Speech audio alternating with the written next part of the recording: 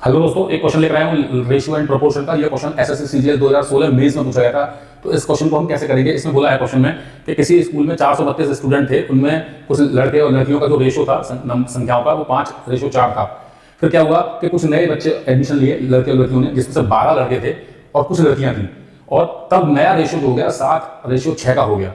तो उसने बोला कि अब कितनी लड़कियों ने एडमिशन लिया। तो इसने जो बोला है वो हम यहाँ नोट कर लेते हैं कि भाई 432 बच्चे थे पहले, 432 बच्चे थे पहले, और 12 जिसमें नए लड़के आ गए, कुछ लड़कियां आई, और जो संख्या आई वो 13 का मल्टीपल होगी। क्यों होगी? क्योंकि वो उनका नया रेशियो 7:6 है, तो इनका रेशियो का टोटल क्या है? 13 हो गया। तो 13 का ही मल्टीपल होगी वो संख्या। मैं इसको सॉल्व करता हूं तो ये आ जाता है 444। अब लड़कियां कितनी है वो हमें पता नहीं है, लेकिन जो भी आंसर आएगा वो 13 का मल्टीपल होना चाहिए। तो मैं एक काम करता हूं, मैं ये जो संख्या है मैं इसको 13 से डिवाइड कर देता हूं। तो जैसे ही मैं इसको 13 से डिवाइड करता हूं 444 को, तो आप देखेंगे 13 की 39, 5, ये 4 उतारा, तो 13 चौके 52 के बाद 2 रिमाइंडर बच रहा है। तो इसका मतलब हुआ रिमाइंडर तो बचना नहीं चाहिए, क्योंकि बच्चे ये कंप्लीट डिवाइड होना चाहिए।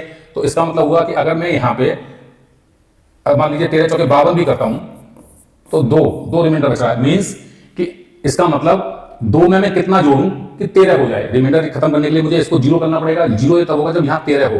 तो ये 13 कब होगा? जब मुझे 11 जोड़ना पड़े। तो मेरे कहीं भी ऑप्शन में 11 नहीं दे रखा है, तो इसका मतलब 11 पे तो बात नहीं बन रही। तो उसके अगला क्या होगा? इसका अगला एक और होगा कि भाई अगर मैं 13 और जोड़ दूं तो फिर ये पूरा रिमाइंडर ये हो जाएगा।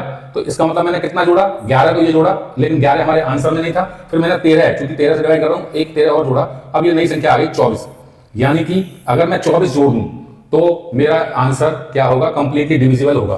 तो इसका मतलब क्या हुआ? ये 24 जोड़ने पर बन रहा है, यानी लड़कियां निश्चित रूप से 24 और आई होंगी, जो कि मेरा ऑप्शन है सी।